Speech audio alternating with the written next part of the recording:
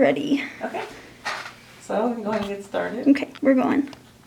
And just to reiterate, you did give your informed consent when I read you the form. Yes. Okay.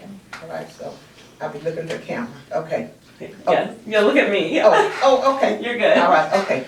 So if you could state your name, your age if you don't mind, and where you were born. Yes, my name is Lois Newton Edwards. I was born in Oklahoma City and lived in Oklahoma City 95% of my life. I live in Edmond now in a retirement community, active retirement community. I am 78 years old. I have a twin sister. She and I are the last ones left in the family. And I got into activism because I'm very sensitive about issues of discrimination, whether it's race, whether it's gender, whether it's sexual orientation. That just doesn't justify discriminating against people.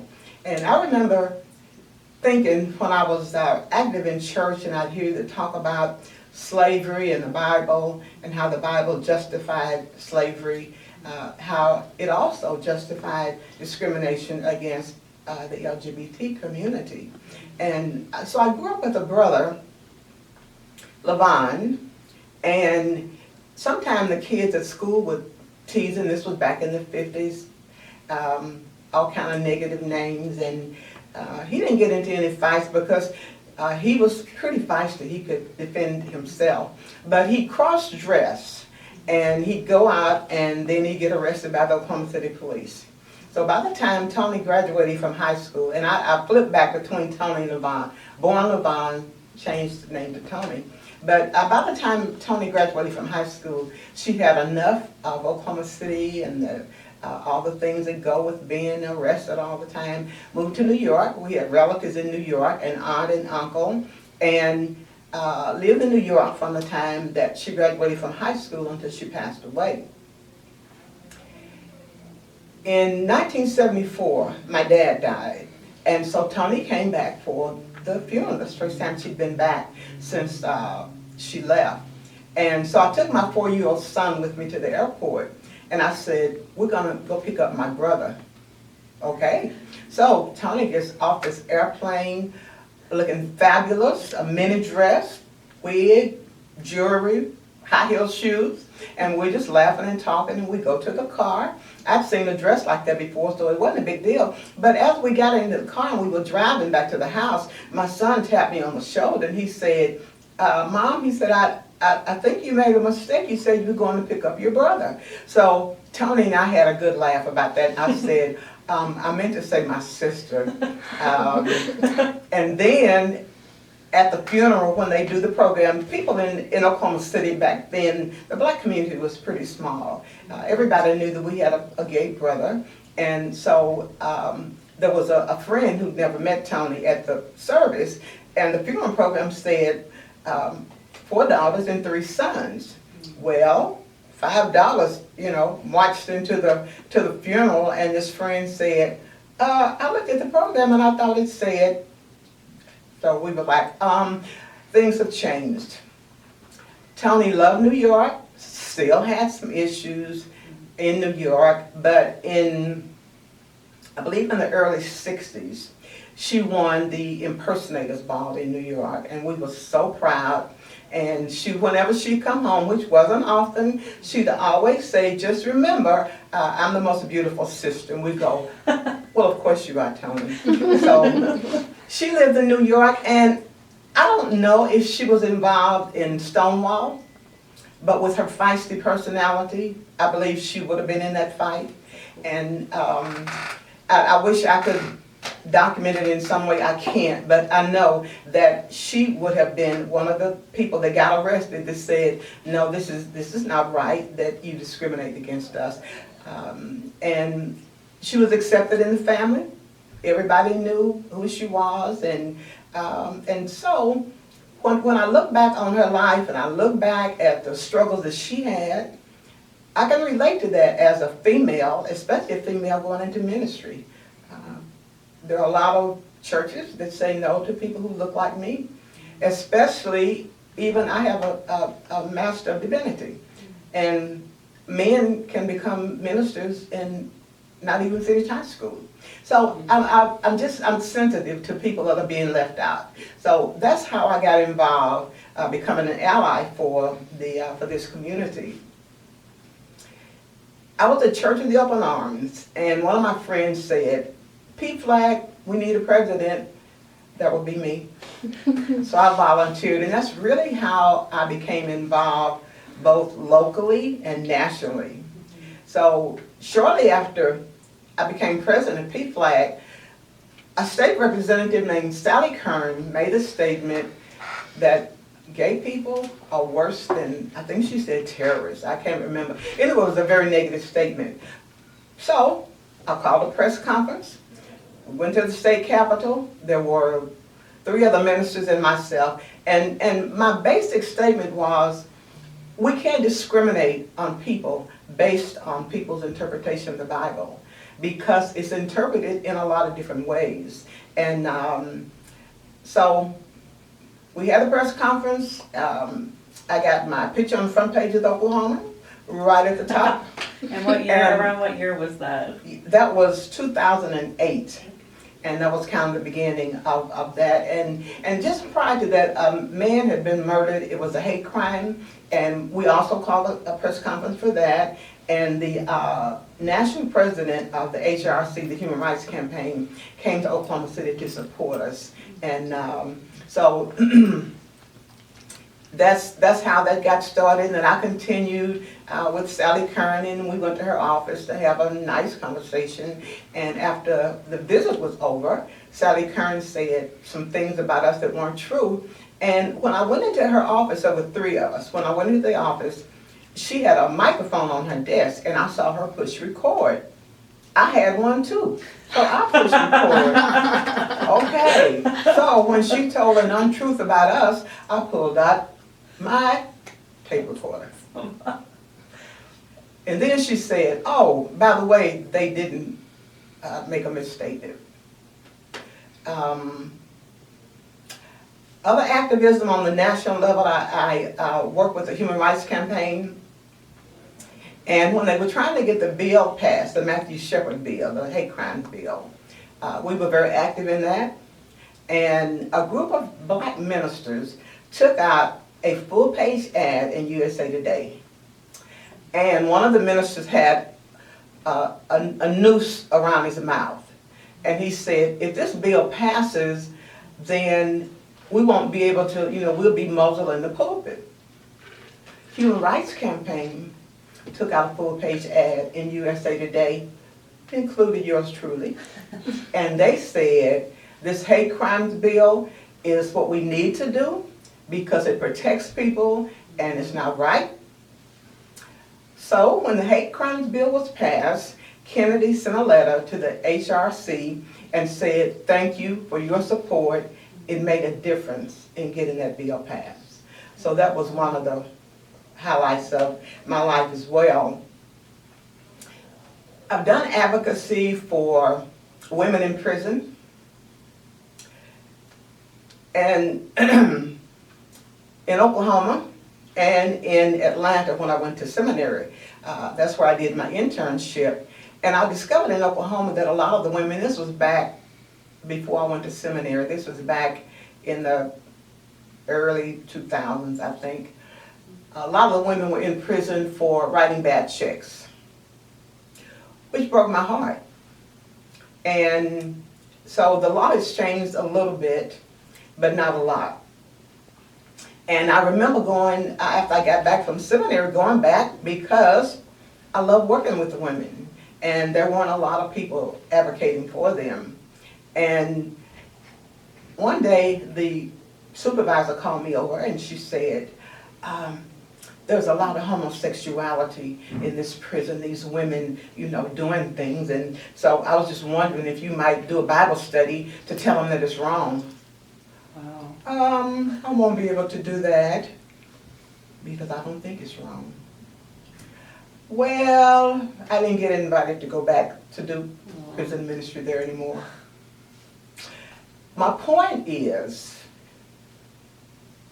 the discrimination, you're the other, you're not invited, there's not a place at the table for you, is in so many places that you probably can't count. And for those of us who believe that everybody has a right to sit at the table, we have to continue to lift our voices and say, no, you're wrong. And when I got into ministry, I was a member of a Baptist church, and the minister basically said that I couldn't do that kind of ministry. I couldn't do, advocacy for this community. And before he did that, he asked me to he said, I want you to do a Bible study. There were 12 ministers there. He said, I want you to do a Bible study on homosexuality. Oh, wow. And I said, okay. So around that table, there was only one minister who agreed with me that it was not right to discriminate. And shortly after that, I was invited to a conference in California. And the conference was for ministers. It was primarily black ministers. And our job was to convince them that it was okay to have funerals for people who died of AIDS in their churches. Oh my. That was a big issue. How ridiculous is that? So tell me about this conference, how it went. Okay. I've got chills. This is incredible. Yeah, it was awesome, and it really allowed me an opportunity to be involved in the largest black organization. I want to say, I don't know all the alphabets right, but the largest LGBTQ, am I close? And so after the conference, and I basically, there were 7 ministers there. I was the only one that was not a pastor of a church. The other ministers were pastors of churches, and Maxine Wallace was there. She spoke. It was really a big deal. And so I had the nerve to express my opinion, and I said, this is not right. What can dead people do, and what are churches for if we're not supposed to welcome everybody? What about the families of these people? What are they supposed to do? So after the conference was over, this lady came up to me. Her name is Sylvia Rue, and she was the president of the National Black Justice Coalition. And she said, I was just wondering if you'd be interested in doing some national activism. I said, sure. Our fire was already lit. And she told me later, she said that she had already picked out a female minister that she wanted to ask to be a part of it, but she said that I was the only one on the stage that acted like I knew the difference between discrimination and not discrimination. And so that was a wonderful chapter in my life, and did a lot of conferences with them, did one in Atlanta, and from the conference in Atlanta, I believe it's page 2 of the New York Times had an article. I think they had my picture, but at the height of my activism, the local coverage and the national coverage, there were 20 pages on the internet, and every line had my name in it. Wow, and do you have some of that? I have some of it, I do. Do you want to show us any of it? If I hand it to you? Yeah, let me see that.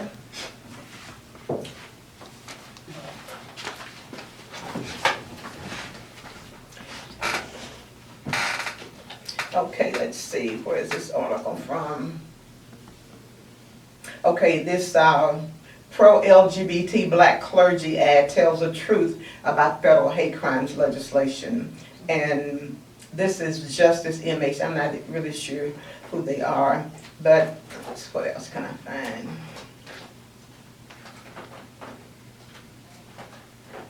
I didn't bring everything, but you can always bring stuff back too. So yeah, this is just the first meeting of many, I'm sure. Okay, here's the hate crimes legislation that was in USA Today, except it was a full-page color ad. And so we were given credit for helping to get that hate crimes bill passed.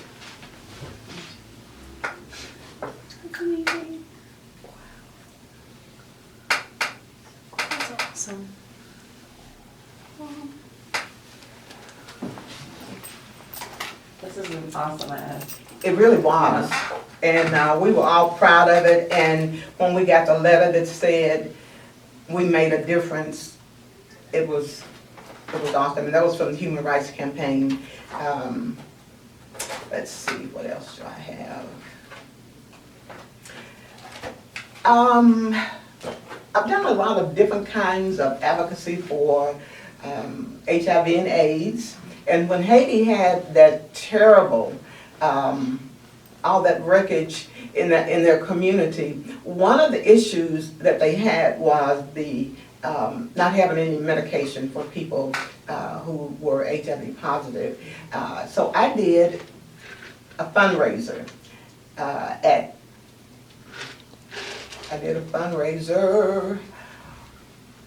United, okay, I'll think of it later. Yeah. But we raised $50,000. Some of the members actually donated. Robin Myers, I think the church where he was, United Church of Christ. But anyway, we did, and we sent that money so that those people would not be left out. And I had a friend once that after coverage in the local papers and different places, I saw her at the bank. And I said, hi, and she kind of backed up. She said, you know, I don't believe in that. She meant my advocacy. Mm. I said, I do. So, it's been a great journey. There have been some odd things that have happened, like the chaplain that said, you know, let's do a Bible study and tell these women to cut it out. And my friend is like, you're doing that advocacy, don't get close to me, it might rub off on me. But for the most part, it has been a wonderful journey for me and for my family. And to think about the challenges that people have and the resistance and the hatred, that's really none of other people's business. Why are people in people's bedroom? Why don't we talk about marriages that end 50% of the time? As if there's only one way to be sexually active. So I'm pretty fired up about that, and I'm an old lady and that's about all I can remember. Well, first of all, thank you so much for everything you've done. Like I know everybody's like so moved.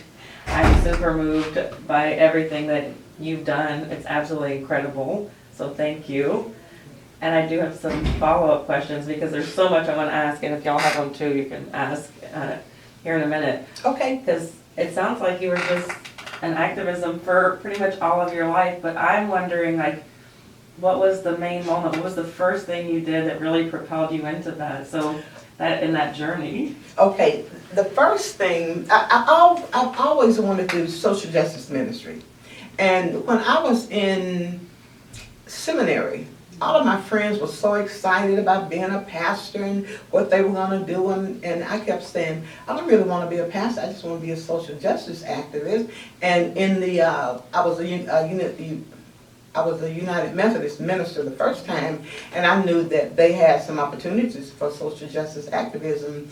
And after I got into ministry, I was a senior pastor at Clegg United Methodist Church for 4 years, and I didn't like it. I didn't like being a pastor. I just wanted to get out and do social justice activists and say, no, don't do that. That's not nice. But the first activism that I did was in 2007, and that's when a gay man was murdered over there off of 39th and Classen. And it was in the papers, and that's when we did the first press conference, and the Human Rights Campaign came in. That was a pretty big deal, because they're a national organization. And I said, then, we've just got to stop this. It's hatred, it's not warranted. And so that was my first activism. And we did get some local coverage. I don't know if we got any national coverage, but that kind of propelled me into doing what I wanted to do all of my life. I've always been outspoken about things. At one time, I thought I wanted to be a politician. I ran for public office, and then I decided, no, that wouldn't be me. But that was my desire to be an activist.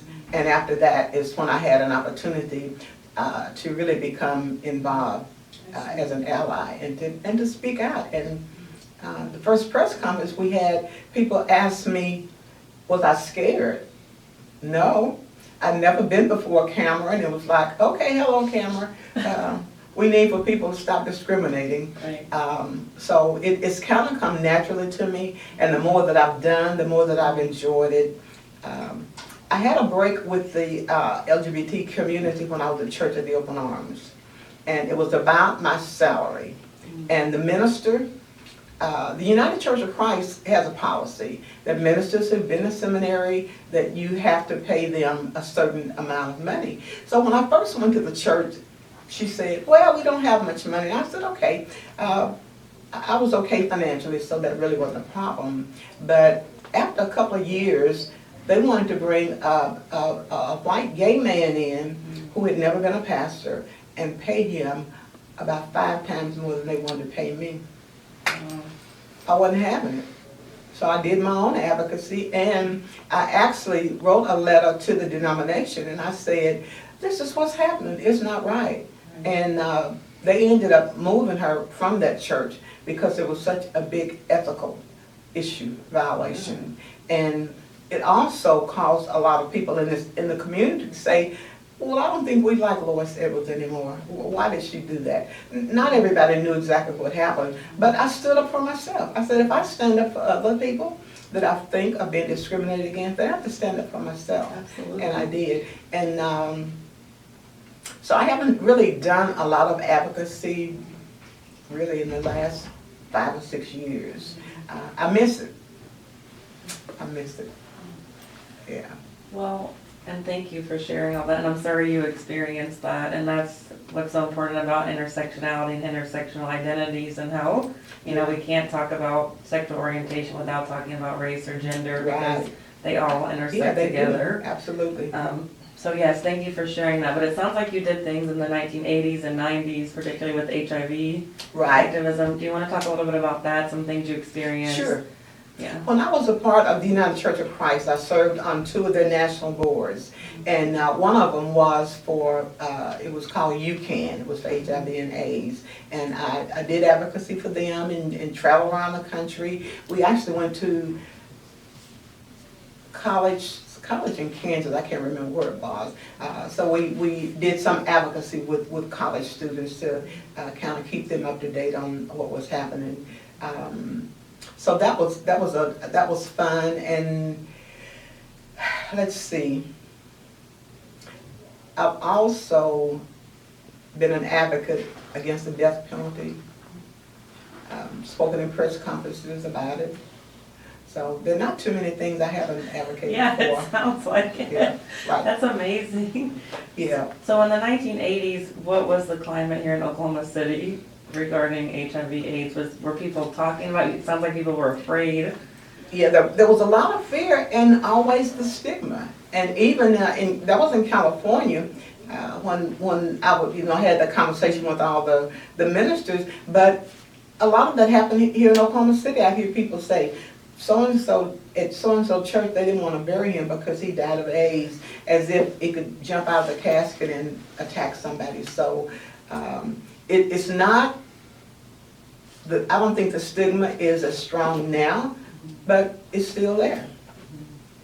Absolutely. Yeah. And I thought it was important after Tony died to acknowledge that she died of the complications of AIDS, and not just to say, oh, well, my brother passed away. And how did people react to that? The people that I know, friends that I had, they knew about Tony, so it wasn't a really negative reaction. But there were people that, had I mentioned it, I think there would have been. And You were telling me about something that you couldn't verify, but that your mother said was true. okay, I remember going to a Baptist church when I was a young girl, and I was baptized. I think I was 9 years old. But then my mother left the church. She had a beautiful voice, and she was a soloist, and she was always called on to sing. And then we left. She didn't say why, but I have a feeling that it had something to do with Levon. The community was so small. There were two African American males in the black community that everybody knew were gay. One was my brother Tony, and another one was a musician. And I think there must have been some conversation, or maybe the minister said something to her about it, I don't know. But I think that's why she left and never went back. And of course, it's not something that she talked about, but it's just in my mind. And everything in my mind is not valid, but I think that's why she left, because of the discrimination, things people were saying, yeah. Well, and so where she went from there, did she find more acceptance? Did she go to another church? We all went to a Christian Science church. Okay. I was raised in the Christian Science church, and that's where she stayed until she died. So she did. And did you ever talk about your sibling openly with her? I mean, was it just something you didn't talk about, or was it ever discussed, their orientation? Not the orientation, no, just acceptance. And my mother was thrilled when Tony told us that she won the impersonator's ball, and she said, I want you to go down to the corner grocery store and pick up a Jet magazine, because her picture was in Jet. And I remember walking to the store, pick up the Jet magazine, and I wish I could find that magazine. Oh, that'd be amazing. Yeah. They probably could, they're good, if you know the year. Let's see, probably, I would say maybe 1959. I made some notes, but yeah, I would love to have that picture of her. And when she was in the hospital in New York, my mother got a call, and the doctor said that Tony was passing, and that the family, somebody needed to come. And so my mom and I hopped on a plane and went to New York. And I remember when we walked into the hospital, the nurse said, who are you here to see? And we said, Tony Del Mar. And she said, no, we said Tony Del Mar. And she said, Newton? Yes. So we walked in the room, and they said, Miss Newton, your mom and your sister are here. And she really, I could tell she was just wasting away. And the fact that we showed up revived her. And she lived another 3 months. She got to go home. Wow. And then my mom went up there again and stayed with her. And Tony called me one day, and she said, girl, Mama's here, and she's just cooking everything for me. She cooked me some greens. Oh, girl, they were just delicious. She was just thrilled to have the home cooking of Mom. And so. That's so beautiful, because at the time there were so many families that Yeah. rejected people and left them alone. And so I think that's absolutely beautiful that your mom Yeah. did that too. Yeah. Yeah, and she knew that she was loved, and we stayed in touch from time to time. We go to California. I had a older sister in California, and so we meet in California sometime. Tony didn't like Oklahoma, and she only came back for my dad's service, but she'd meet us in California sometime, and my nieces and nephews all knew her and loved her, and I know that that's not an experience that everybody has, so. Absolutely. And how old was she when she left Oklahoma? Mhm. How old? 18, just right out of high school. Hopped on a plane about a week later. We said bye-bye, Oklahoma. Yeah, and then only came back that one time. Came back that one time, yeah. Sure did. And being known as the one of, two, gay people right in the community. Right. And you talked a little bit about, and I don't know what pronoun you'd like me to use, she or her or him or whatever. What should I use? She as the pronoun, like for your brother? I'm sorry, I lost part of For you. Tony, should I use a she, should I call them she or he, like what do you prefer? Tony. Tony, just Tony, okay, so, so for Tony, and then you talked a little bit about Tony's experiences, Right, being bullied. right.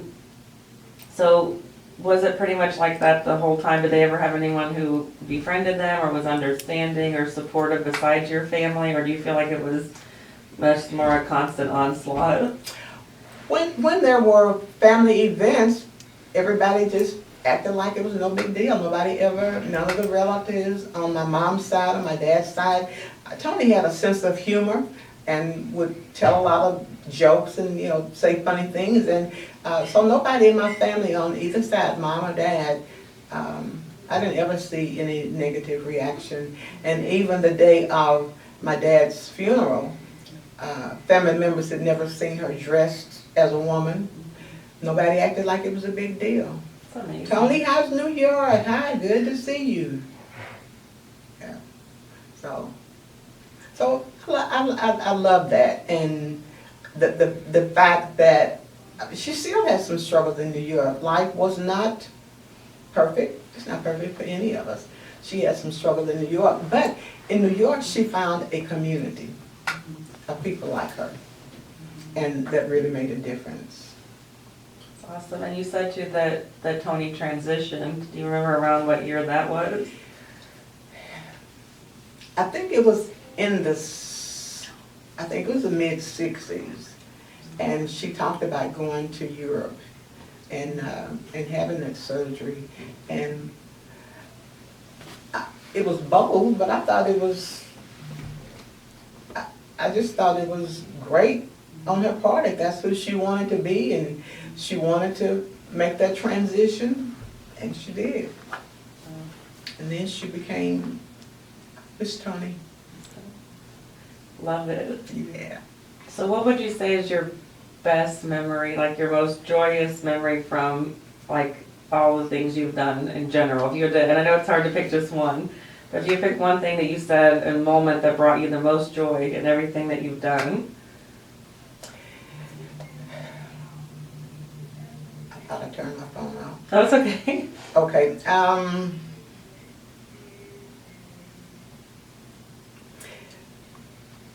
I think the moment that brought me the most joy was that national conference in Los Angeles, when I spoke up and I spoke my truth. There were ministers there, there were pastors of mega churches, and they were really important. I didn't think I was unimportant, but I didn't have that same status. But I knew that the subject that we were talking about was serious. Discrimination, don't do that.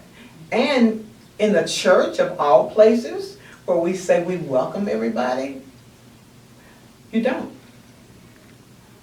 And so from that conference, including the article in the New York Times, and then the offer to work with Sylvia Rue, that really was the beginning of really a really intense ministry.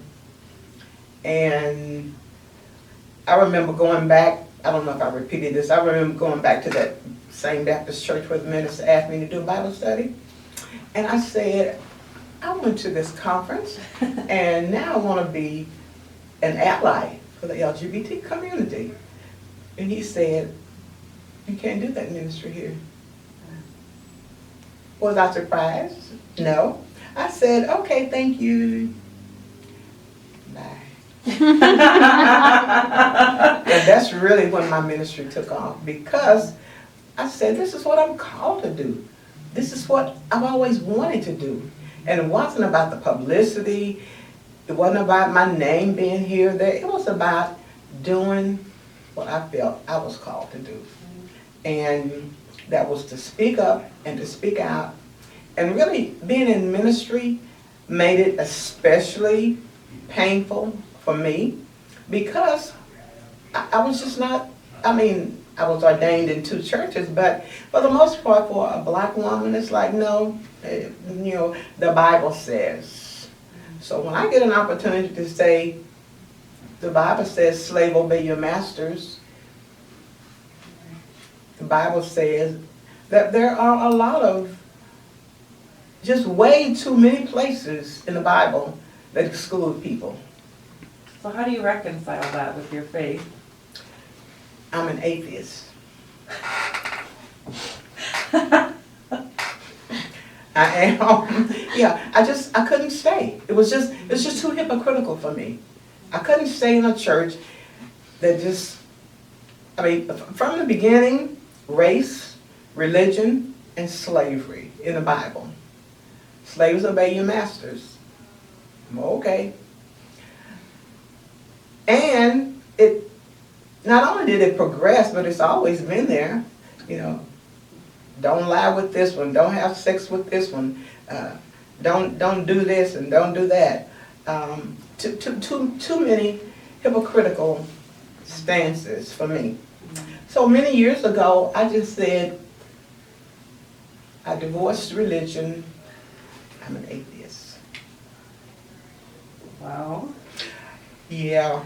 So how was that? So do you know how long ago that was? Let's see, it's been about,